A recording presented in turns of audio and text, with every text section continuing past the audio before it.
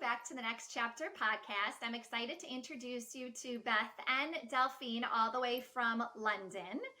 Mothers who are reclaiming their time, their well being, and their personal identity outside of motherhood. Welcome, Beth and Delphine. Reclaiming our time and well-being. That's a We have joke if I've nothing ever else heard to it. spend our time and well-being, our mental health on. So we started a business. Yeah. I don't know that Yes. mental well-being really is a word we use so frequently, Andrea. It's very kind, but yeah. Well, that's what we are going to get into. And if we need to focus on anything, we will certainly do that. So, Beth and I have known each other for a very long time. I've known Beth since fifth grade, well before she became a business owner, well before she became our mother. Our mothers introduced us. And Beth and I actually were in business in fifth grade. Yes, in mini business. We sold candy. In mini business. We did. And that was our launch pad. I had no idea that Beth had a business partner before me. I don't know that know. I would have gone into business with Beth had I known that I was not her That's first. how I got all my experience, Delphine. I'm a little upset Exactly. to hear that I'm not her first. I'm not going to lie. You got Andrea, the more experienced version. I feel a little bit betrayed. I feel a little bit cheated on here. Well, hopefully she got out some of the kinks in our fifth grade. Yes, this is true.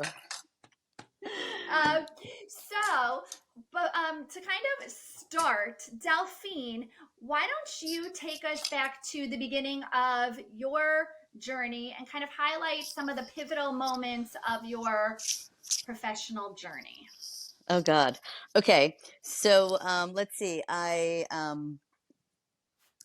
went to school. I didn't go to school. I didn't study fashion. Nothing like that. It sort of happened to me. I fell into it. My mom's French, my dad's American. I grew up in Paris and New York City, and I came back to New York City for university after boarding school in Massachusetts to study diplomacy and international business. And I thought I was either going to do foreign service or law school. And I worked one summer at an ad agency in Soho, and sort of like styled some shoots and, for ads and ad agencies, did some stuff like that. Then kind of met some fashion photographers, had a job working for Peter Lindbergh even before I graduated from NYU. So that was amazing because I, learned a ton from him. And that kind of got me down the fashion road.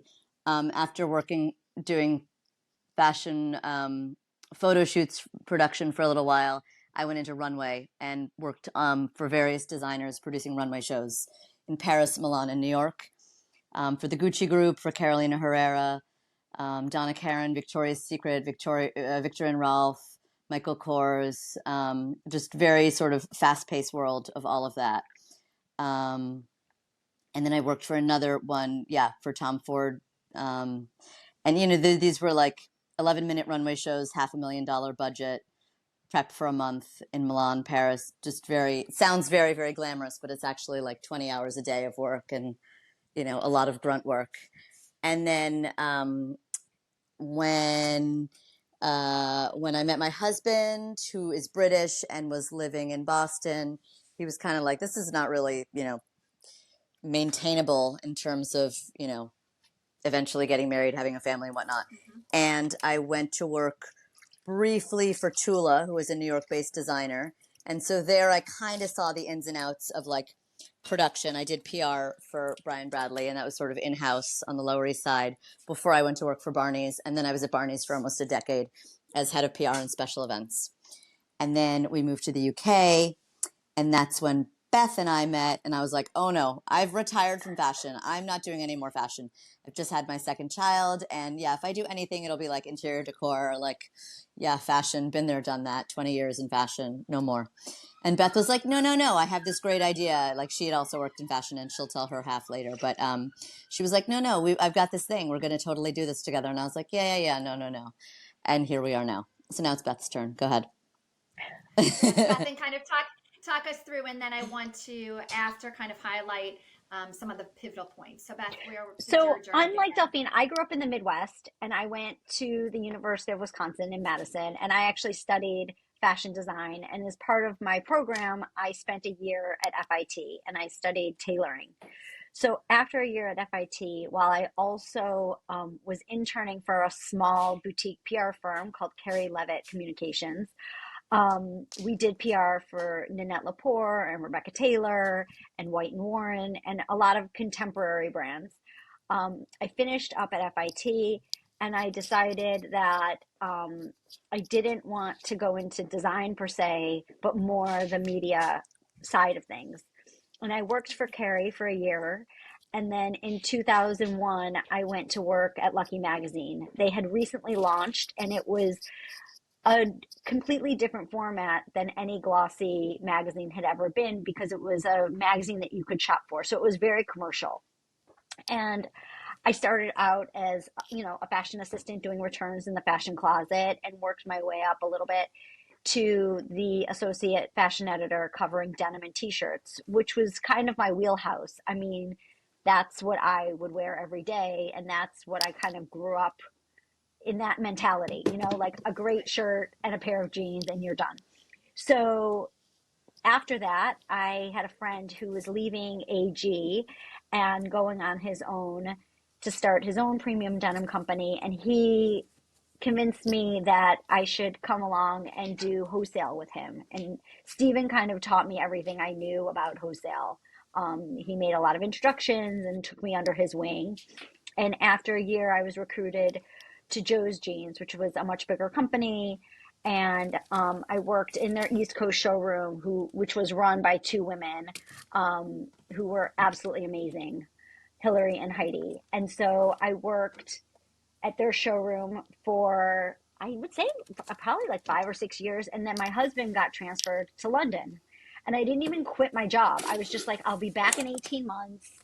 I'm just going to go see what this is all about. It was in 2009 when the world was falling apart. And I literally was like, I'll be back. So 18 months went by, 36 months went by.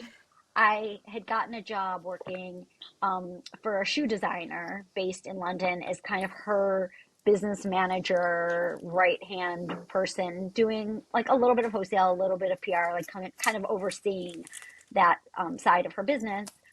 And after having my daughter, like simultaneously, she pivoted her brand and scaled down and moved to Ibiza, and I left to go take care of my daughter briefly.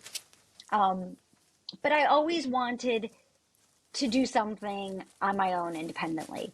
So when I met Delphine and she was so friendly and talked to everyone, I was like, she's going to be my partner in crime because that's not my favorite thing to do. Like I'm more of a product person. So the two of us came together and we had infants at the time. And so, a lot of times like mothers, right when they have children, they have like a lot of energy or no energy. And I feel like we had a lot of energy and we were passionate about making whatever it was here. And we started really, really small, like teeny tiny. And we found, fabric fairs that we would go to. And we, sourced fabric and made samples and made more samples and tried a variety of different factories around the city. I mean, we've seen every part of London. Would you say we've seen every part of London? Oh yeah, definitely. I'm from like Every Lewisham factory within the to M25 we've seen, literally. oh Like yeah, one like day, the next day on the every news, there were like major like knife fight stabbing in like at this this tube station. stabbing at this tube, and we're like, oh, that's where we were last week. We were like, oh, we were there yesterday. So we did, and it was just very small. And eventually, we found a sampling factory that we started with and made small run productions and built a website. And that was also like the start of a lot of direct to consumer. So we were like, well, we're just going to build this website. And if you build it, they will come. Like we had no real idea. I mean, when we were first working with our developer, he's like, so how are you going to market this? We were like, I mean, we've got friends. And they were like, how often do you guys want to send something out? We're like, oh, we're not sending anything out. Oh, that's obnoxious. No. Oh, no. Yeah, that sounds really pushy. That sounds really pushy. We're not doing that. We're luxury. We're not sending anything out. Right.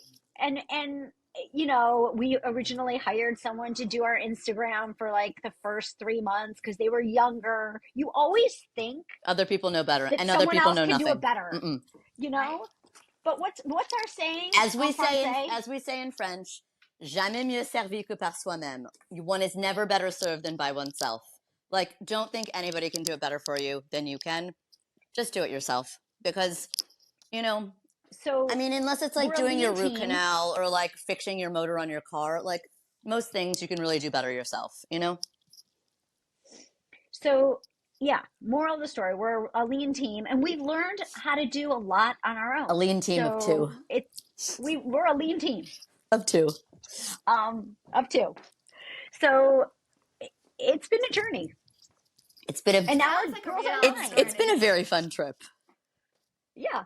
It's been a fun road It trip. sounds like a fun road trip, and I want to talk more about the fashion and the brand in a moment. But I wanted to pause for a moment and kind of highlight Delphine. I know in previous conversations we spoke about kind of the pivotal moments when you had a child Oh yeah. and you were working in an Oh my industry god. that you had to travel Oh my and god. Yeah. kind of Totally. what happened there Uh-huh. with the So mom guilt I situation. went back to Barney's when Hugo was 2.5 months old because he was 2 weeks late. So And you only get 3 you months only get in 3 months America. in America, and I worked until my due date, and he refused to come out. He was also like my first, and I think I was super nervous about having a baby. I like kind of felt like I was like the first human in the world to like give birth to a baby, so I like kind of held him in. So like a week after my due date, I went in and they gave me like Pitocin and Cervidil and stayed in 24 hours. Like contractions didn't happen, never dilated, and they were like, okay, well you've been here for 24 hours. You can either go home or come back in a week and we can do all this again. And my doctor, who'd been my gynecologist since I was like 16, was basically like, listen, Delphine, you know, nothing's happening, so you should go home. So I basically like rolled my rolly bag at 9 months and a week pregnant, rolled my rolly bag out of the hospital, like in tears. I was like, oh my God, I'm going to be on the cover of like Esquire magazine, like girl pregnant for 12 months. And she was like, you know, go for a big walk, have spicy food, like have sex. I mean, she like was like suggesting all these things. My husband, and this is in mid-August in New York City. Okay. So my husband and I went for a huge walk from the Upper East Side all around Randall's Island for like several hours. Nothing happened. We like went out for Mexican. I was like, I'll have a double margarita on the rocks. And the server looked at me and he was like, you know, pregnant women aren't supposed to, I like literally almost wrang this guy's neck. I mean, he must have been like 18 years old. I was like, my husband was like, just do as she says, please. He was like, I think I need to ask my manager. My husband was like, oh my God, you're messing with the wrong woman right now. Anyway, so another week goes by. I have him finally go back to work, 2.5 months old. And I'm just feeling super guilty. You know, I'm like, I love my job. This is my identity, but I had this baby and he's like being raised by our nanny. You know, this is like, you know, I knew this is what I wanted, but I sort of, you know, you feel really torn. You feel like, you know, you're supposed to like be killing it at home and killing it at work, and you feel like you're doing both half-ass. Anyway, so I'm like, okay, well, if there's one thing I can do for him is like, you know, I'm going to breastfeed him forever, um, forever for the rest until he goes to boarding school. I'm going to breastfeed him, you know.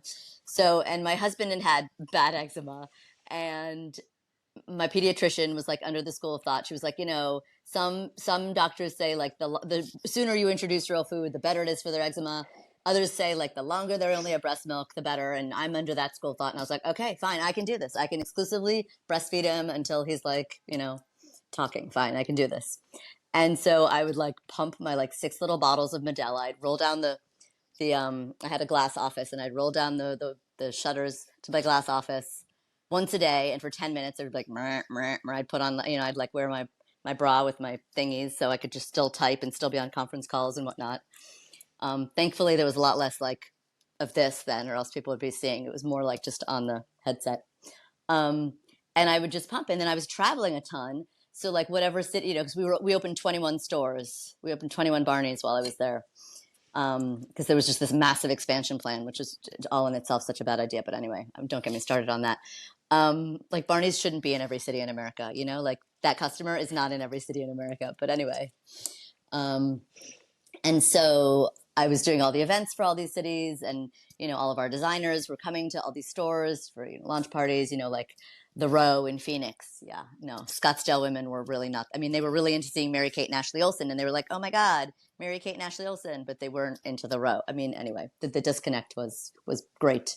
But anyway, so I was traveling to all these cities and pumping my breast milk, and every city I would go to, I would request that the hotel room always had a fridge that had a freezer, so I could freeze my breast milk and have someone FedEx it home to my son.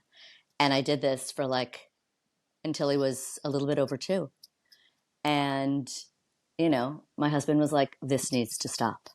You must stop FedExing your breast milk when you're traveling every week. I mean, it's just too much. It's ridiculous. Because he was just like, but I felt so guilty. And it was like the one thing I could do. It was like the one thing that I felt like, I'm not failing him because I'm still doing this for him. But yeah, I feel like the things we do as mothers to feel like, I should probably remind him. I should probably remind my now 14-year-old son of this story so that he knows the things I did for him. But yeah. Well, that's a lot. Yeah. It's a lot for moms to have that right? pressure where you pointed out that you wanted that personal identity outside of motherhood. You wanted to feel like you were killing it inside motherhood and outside of motherhood. And the juggling act is real. And so is that guilt. So I appreciate you sharing. And my colleague, Simon Doonan, who was, basically like the creative director, and he was my sidekick because we would travel because, I'd be like, okay, and in this city, you're going to, wear heels and walk down the runway, and you're going to be the MC for this, and blah blah blah. And he ended up writing a story for the Observer about his colleague Delphine, who was such a lunatic, who would like pump in the loo in the plane, and who would yell at the people at the what are they called, the TSA. I would yell at them when they'd be like, why are you traveling with breast milk if you don't have a baby with you? And I'd be like, you understand, this needs to get back to my child now. And he ended up writing a story in the Observer about how I was such a lunatic because I would like constantly like shipping my breast milk back and forth. And he was just like, men just do not realize like the struggle is real for like the female employee. Not that I really needed to go that far, but I did feel like I needed to.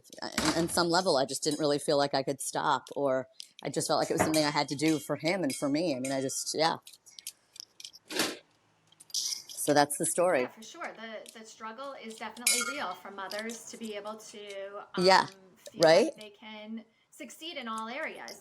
So Beth, has there ever been a situation where you've kind of felt some mom guilt? So, yeah, like every day.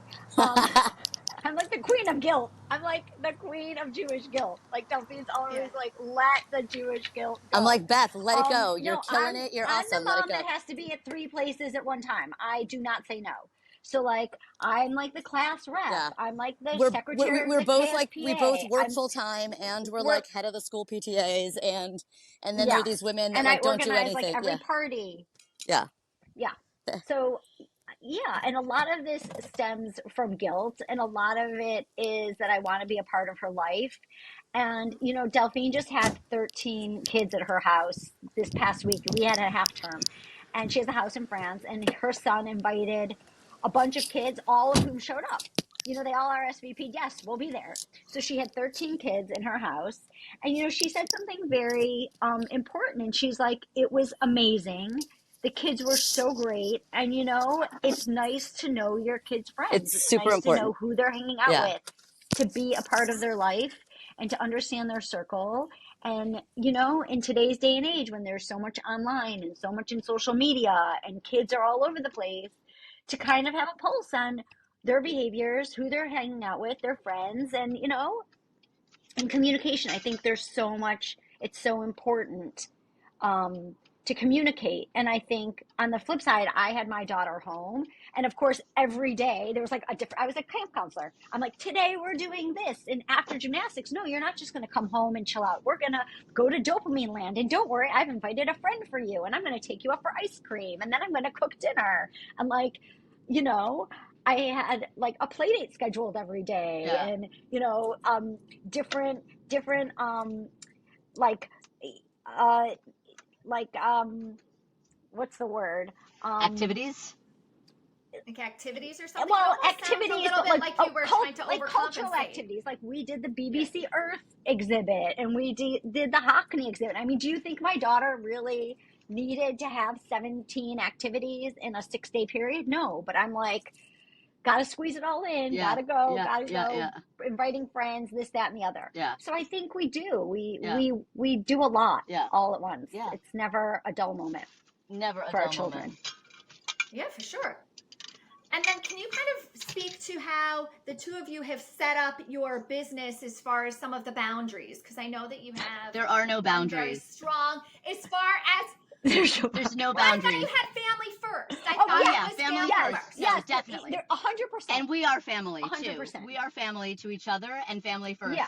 But there are no boundaries. Like if Beth doesn't want to hear from me, she literally has to turn her phone off or put it in another room. Because there isn't an hour of the day or the night that I'm not awake and won't text her if there's something I want to say. And I just know she'll look at it whenever she looks at her phone next. But there's no off limits. In terms of that, there's no boundaries. But in terms of family, it is always family first. Yeah. I mean, there have been days that like the kid is home and we're working, and the kid is like on the piano with like the music blaring, and we're just getting our work done, and that's just like that's how we roll, you know. Because we have an event the next day, and the kid has to go back to school the next day. You know, it's just like that's how we roll. You're trying to balance what's important. Yeah. Yeah. Yeah. And what about your non-negotiables? Like your non-negotiable, personal non. Well, mine and Beth's are very different. We'll let Beth go first because hers are more normal. So my non-negotiable is, unlike Delphine, I need sleep. Like I'm cranky and nasty without at least 8 hours of sleep. So I go to sleep early. I go to sleep at 10 p.m. and I wake up at 6 and I roll out my yoga mat or I get on my Peloton, and that's my time. And then I wake my daughter up. And if she's up, she knows that that's my time. And, you know, do the school run, and then I'm usually at my computer by 8:30. That's like my one non-negotiable. Your exercise like and that your sleep. morning You schedule time. that into your day. That's important, though. Yeah. Very important. And what about you, Delphine? So my non-negotiables are people and television.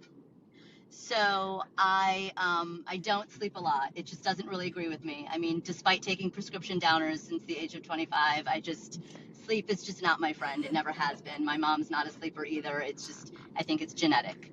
Like, I mean, I'm like a midnight to 4 or like a 1 to 4. Like it's just like, I'm just kind of like, okay, I'm ready. What's everybody doing? So like I loved it in college or like in fashion when people did drugs. I'd be like, great, people to stay up with me, great, you know. And so so for me it's like seeing people. Like if I don't see people, I'm like, oh my god, I'm so lonely. Like I just need there to be people all the time. I'm like, that sounds great. What, Beth? With no one around, Beth? Wait, we have like a huge social situation for the next 3 weeks because this is our finish line up to the end of the year, and I'm like, oh my god, Beth is having heart palpitations. I'm like, you know what? This is giving me a lot of agita. And I'm like, Beth, as soon as I leave, you know what you need and what you don't. Yeah, I'm like, Beth, you know what? As soon as I leave, you can be a hermit for 2 months. She's like, that sounds amazing. I'm like, you don't have to talk to anybody or see anybody. You can just sit in your sister's house in the burbs in her gated community and do nothing for 2 months. And then you don't have to, you know, you could just be anti-social. She's like, that sounds amazing. My sister just lives in random suburbs. She doesn't live in a gated community. My parents live in a gated community. Okay, whatever. You know what I mean. But yeah. In the burbs. Same thing. In the burbs. You know, I'm a city person. Like my pulse, like I just like need the adrenaline. You know, I'm an adrenaline junkie. And then TV, like I watch like a whole series in a night. You know what I mean? Like because when people, there's eventually a time when in every time zone where I know people, they're inevitably not able to talk on the phone or not able to hang out. So inevitably I have to like read a book or watch something. So yeah, I love. Oh my God. One time, Delphine and I traveled to Boston last year, and we shared a room, and we didn't only share a room, we shared a bed, and Beth like we turned over in the night. I was like, are you awake yet? My eyes, it was 5 a.m. and I was like, wait, no, I did not open my eyes. She's like, you opened your eyes, and she was like up for the day. I was like, oh wow, okay, I'm in it to win it. She's like in my face, chatting away, 5 a.m. I was like, oh my God, finally you're up. She was like, no, I'm not up. She's like, I may have blinked, but I'm not up. I was like, yeah, you're up. You're totally up. I saw your eye open. She was like, oh my God, this is not me up. Yeah. And her friend Vanessa That's was like, oh my interesting. God, have you never shared a room with her before? This is how she is. I was like, oh, well, okay. Now I know. This is why boarding school How was each like of the us best have for me, different because I like things. lived with my 11 besties, and inevitably one would be like pulling an all-nighter for some class, and so I'd be like, oh, I don't have any work to do, but I would love to pull an all-nighter with you, and I would just like stay up for the fun of it, and they'd be like, wow, you really are crazy. So this is why That's probably how you guys balance each other. this is why having 13, 14-year-olds for a week was like so fun, because like they'd come home at like 5 in the morning, and I'd be like, oh my God, yes, people to hang out with me. And they'd be like, oh my God, Delph, we're so tired. We've been like hanging out all night. We're going to bed. And I was like, oh no, you're not. You guys aren't allowed to go to bed. I'm in charge here. You're not allowed. You guys have to stay up and watch the sunset with me. I mean, the sunrise with me. And they'd be like, oh my God, can we go to bed? I'd be like, no, you have to stay up and watch the sunrise. It was very fun. That does, and it's interesting how you both have totally different needs, but are aware of that. I wanted to focus a little bit on what the word fulfillment means to you, kind of in motherhood and outside of motherhood. So, Beth, why don't you start with that? I mean, I think fulfillment and happiness are there's a connection. I think um, in order to feel fulfilled, you should be happy in the place that you are or the place that you're striving to be. Um, yeah, that's what fulfillment is to me, and life is a work in progress. So it's not any one thing. Like, I don't think that there's any one thing that's gonna make me ultimately fulfilled. I think it's just the daily um, happiness, the daily happiness and the daily wins, you know, fulfill me. So, Even both even in the your little professional. wins. What? Yeah, well, we got to celebrate the little ones. So even like professionally from your business, as well as the little wins, I assume with your family and your Listen, my daughter wakes up and has breakfast and gets to school on time. That's a win.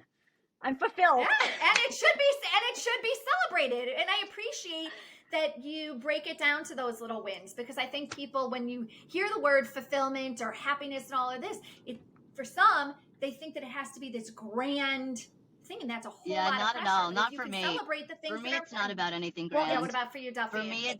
For me, it's just about like a lot of love. I feel like that's all it's about. It's like a lot of love, just like attention from people I like. It's all about just like friendships and fun plans and yeah, it's just about relationships and moments. Moments and memories and doing things with people I like, and that's our work too. It's like, Beth and I work together and we enjoy it, and like that's fulfillment, right? I mean, I'm fulfilled because we're doing something that we both enjoy doing, that we love to do. And so that's fulfilled my day, right? Like, I'm like, oh, we had a great day because we like killed it at work and we got a lot of stuff done, and like, someone loved our tops and we got a good compliment from a customer, and someone posted and blah blah blah, and we're like, oh yes, we killed it. And so I feel incredibly fulfilled, and that's like all it takes, is like just a little bit of love from a friend, a customer, my kid, anybody. Like, that's all. It's as so simple as it's that. funny because our daughters are also a polar opposite, but like the other way around. Yeah, it's like Beth And should my have had my daughter, and I always, should have had Livy, and I should have had yeah, Beth's they're daughter. totally, it's like totally reversed. Yeah. But my daughter, she's like, they talk about kids with anxiety and like stress. My daughter like would not know stress or anxiety if it like Hit her in the slapped her face. in the face. And every day she's like, Mommy, calm your beans. Like, I'm like, we gotta get ready. We're gonna be like, she's like, calm your beans. Let's just relax. It's fine. And I'm like, and there is something to be said about that. Like, calm your beans. Yeah. And it's like, I'm that's like, what okay, that's why Liz, you have I'm that gonna kid, just calm my beans. You're gonna get to school when you get to school. Yeah. Exactly. Because rushing, like you said, it makes Oh my God, you crazy. get so It's not stressed really and going to so make you any angry faster. and like, oh my God, I just feel like the blood boiling, and she doesn't care. So why do I care? Right. She's like, calm your beans. Right. That's So really cute. Whereas yeah. mine's like a little stress case, and I'm like, who cares if you don't know how to do the handout? Just do a drawing on it. I'm like, try your best and forget the rest. Who cares? I'm like, Right. do you think that because some 8-year-old knows how to do the handout and you don't, they're going to go further in life? I'm like, I know you're going to excel at whatever you do. Who cares, Who cares? Who cares? Yeah. And she's like, but I don't So- We like can not knowing how to definitely learn do a lot things. from And our I'm like, kids. who cares? Exactly. Yeah, we can definitely learn a lot from our kids. From a fashion standpoint, for mothers that are, you know, trying to get out the door and look pulled together, and You wear you Livotte. know, because I Yeah, think, I was just gonna say, yes, That's throw what you on a do. Livotte. We answer to that customer. She's trying to look pulled together, run out the door, not worry about it. No machine, no dry cleaning, no ironing. That's our girl. No, we try to make exactly. women's lives simpler. Yeah. Mhm. I think that's like our brand is all about effortless chic, but just simplifying it to the end. So you can buy one item, wear it with a million different things, put it in the washing machine, and wear it to work on the weekends with your kids and not feel like it's so With a freaking ball gown, precious. with your exercise leggings. I mean, it's like really Totally. very versatile. Amazing for travel. No iron, no dry clean, none of that. You know, it's just easy, easy, easy.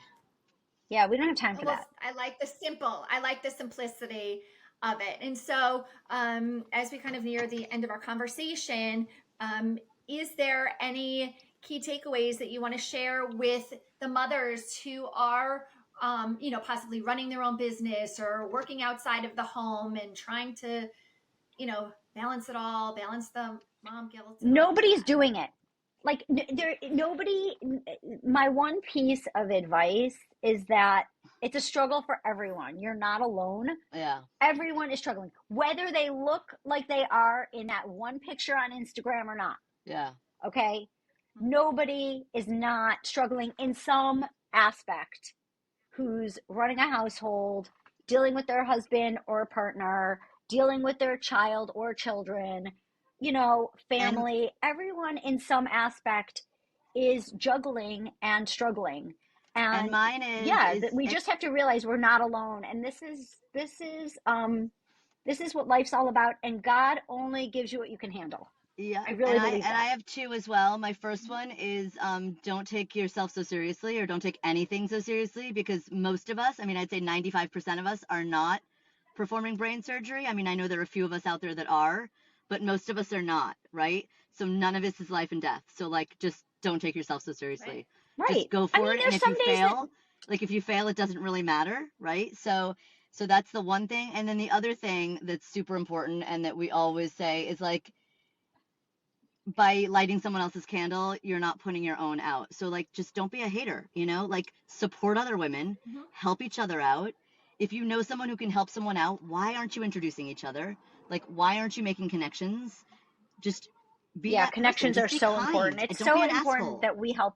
Just don't be an asshole, basically. It's really that simple. Right? I Yeah. agree, and that's exactly why Words I to live have by, this right, community. Andrea? It's a Don't be an community. asshole. 100%. Do not be an asshole. Be supportive. Be kind to each other, and really understand, like Beth, you said, that we're all at any given moment facing challenges, and that this community is all about mothers sharing their experience, Yeah. and hopefully this can spark a little inspiration in each other, and understand that you are part of a greater community. While you might not have an opportunity to meet face to face with Beth and Delphine all the way in London, maybe you will, maybe you won't, but at least you know that But we're just all a ask, like greater just shoot us an email. community I mean, you together. know, Yeah, Yeah. it's like people don't that bite. we're You all just ask accessible if you have a together. question for anyone. Just like, I mean, no one's like, I always say this to my kids. I'm like, no one's more important than anyone else in this world. Like everybody puts their pants on one leg at a time. You know, it's like Yeah. there's no hierarchy. You know, no one's more special. No one's more important. Like, you know, that's all made up. I mean, we've met some incredible people and have made some incredible relationships and friendships Yeah, by reaching out to absolutely. people who we never thought would get back to us or would reply Yeah, to us or so on and so absolutely. forth. But the truth is that there are some amazing people out there that are, you know, And there are tons of maybe assholes more too. You just have to influential. find the good And ones. then, yeah, absolutely. But I For think that sure. that's Well, really important. You just have to find your people. I appreciate you taking the Yeah, time. you have to My find your people. pleasure. 100%. Our It's all Yeah. about the pleasure. people. I appreciate you sharing, And you can follow us stay on tuned. Instagram at Livotte London. So you I can will get definitely be more linking the about details. our, brand and who we are, and we try to do And our IG videos lives with and lots of awesome women, and yeah, it's For sure. And all the details will be linked in the show notes. So I perfect. appreciate your time, Beth and Delphine. Thank you. anytime. It was so great to Take chat. Thank care. you for having us. So nice to chat. Thank you.